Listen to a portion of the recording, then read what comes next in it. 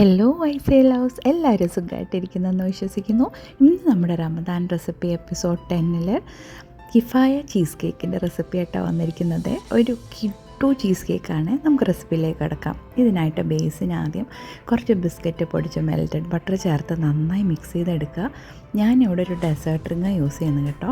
നിങ്ങൾ spring form പാനാണ് use ചെയ്യുന്നതെങ്കിൽ അതിലേക്ക് ഈ ബേസ് ഞാൻ ഈ കാണിക്കുന്ന രീതിയിൽ സെറ്റ് ചെയ്തെടുത്ത് റെഫ്രിജറേറ്റ് ചെയ്യുക. പിന്നെ കുറച്ച് സ്ട്രോബെറി എടുത്ത് വെള്ളവും നാരങ്ങ നീരും പഞ്ചസാരയും ചേർത്ത് നന്നായി ഇതുപോലെ ബോയിൽ ചെയ്തെടുക്കുക. ഇത് നമുക്ക് പിന്നെ മിക്സർ ജാറിൽ അടിക്കണം കേട്ടോ. പിന്നെ പഴുത്ത മാങ്ങ ഒരെണ്ണം എടുത്ത് നന്നായി അടിച്ചെടുക്കുക. ഞാൻ പഞ്ചസാര പൊടിച്ച ജാറിലാണ് എടുത്തത്, അതുകൊണ്ട് ഈ കളറ്. പിന്നെ 10 ഗ്രാം ജലാറ്റിൻ വെള്ളത്തിൽ ബ്ലൂം ചെയ്തിട്ട് അത് സ്വല്പത്തിൽ ചേർത്തിട്ട് അടിക്കേണ്ടത്. പിന്നെ 1/2 കപ്പ് ക്രീം ചീസ്, പിന്നെ 1/4 കപ്പ് പൊടിച്ച പഞ്ചസാര, മാംഗോ എസൻസ്, പിന്നെ തൈര്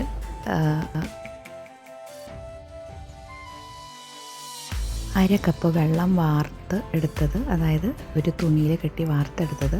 പിന്നെ നന്നായി ഇത് അടിച്ച് കമ്പൈൻ ചെയ്തിട്ട് ഹെവി ക്രീം ഒരു കപ്പ് ചേർത്ത് കൊടുക്കുക.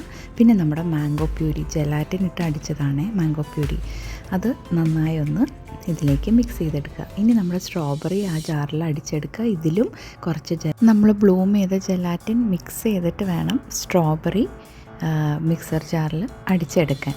അപ്പോൾ നമ്മുടെ സ്ട്രോബെറി ലെയർ ഇങ്ങനെയാണ് അടിച്ചെടുക്കേണ്ടത്.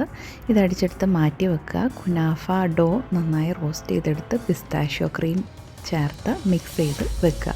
ഇനി അസംബ്ലിങ്. നമ്മുടെ സെറ്റായ ബേസ് ഉണ്ടല്ലോ, ആ ബേസിൻ്റെ ആദ്യത്തെ ലെയർ നമുക്കിടേണ്ടത് കുനാഫ പിസ്താഷ്യോ മിക്സാണ്. അതിട്ടിട്ട് നന്നായി സെറ്റാക്കുക.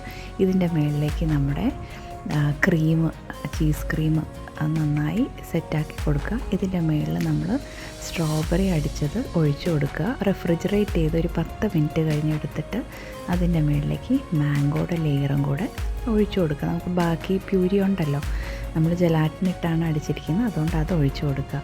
പിന്നെ നിങ്ങൾക്ക് ഇഷ്ടമുള്ള പോലെ ഗാർണിഷ് ചെയ്യാം കേട്ടോ. ഞാനിവിടെ കുറച്ച് പിസ്താഷ്യോ ഇട്ട് ഗാർണിഷ് ചെയ്യുന്നുണ്ട്. കുറച്ച് മാംഗോ സ്ലൈസസും ഒരു സ്ട്രോബെറിയാണ് വെച്ച് കൊടുക്കുന്നത്. ഇത്രയും ചെയ്തിട്ട് ഒരു 1-2 മണിക്കൂറോ റെഫ്രിജറേറ്റ് ചെയ്ത ശേഷം നമുക്കിത് ഡിമോൾഡ് ചെയ്യാം കേട്ടോ.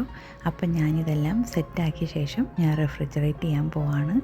ഇത് വളരെ വളരെ യമ്മി ആയിട്ടുള്ള ചീസ് കേക്ക് കേട്ടോ. കിഫായ കേക്ക് കഴിച്ചിട്ടുള്ളവരാണെങ്കിൽ ഈ ചീസ് കേക്ക് അതിലും കിട്ടുക കേട്ടോ.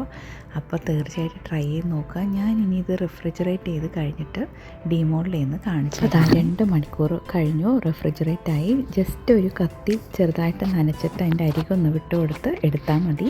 നമ്മുടെ അടിപൊളി കിഫായ ചീസ് കേക്ക് പെർഫെക്റ്റ്ലി സെറ്റായി വന്നിട്ടുണ്ട്. ഞാനിത് നിങ്ങൾക്ക് മുറിച്ച് കാണിച്ചു തരാമേ. അപ്പോൾ നിങ്ങൾക്ക് മനസ്സിലാവും എന്ത് ഭംഗി. അത് മാത്രമല്ല അതിൻ്റെ യമ്മിനെസ്സും ക്രീമിനെസ്സും എങ്ങനെയാണ്. അപ്പോൾ നമുക്കിത് മുറിച്ചെടുക്കാം.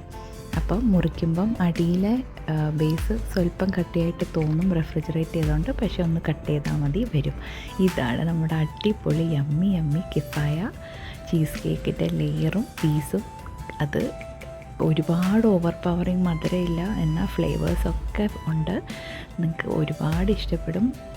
റമദാന് പറ്റിയൊരു ഡെസേർട്ടാണ് കേട്ടോ. അപ്പോൾ തീർച്ചയായിട്ടും ട്രൈ ചെയ്ത് നോക്കുക.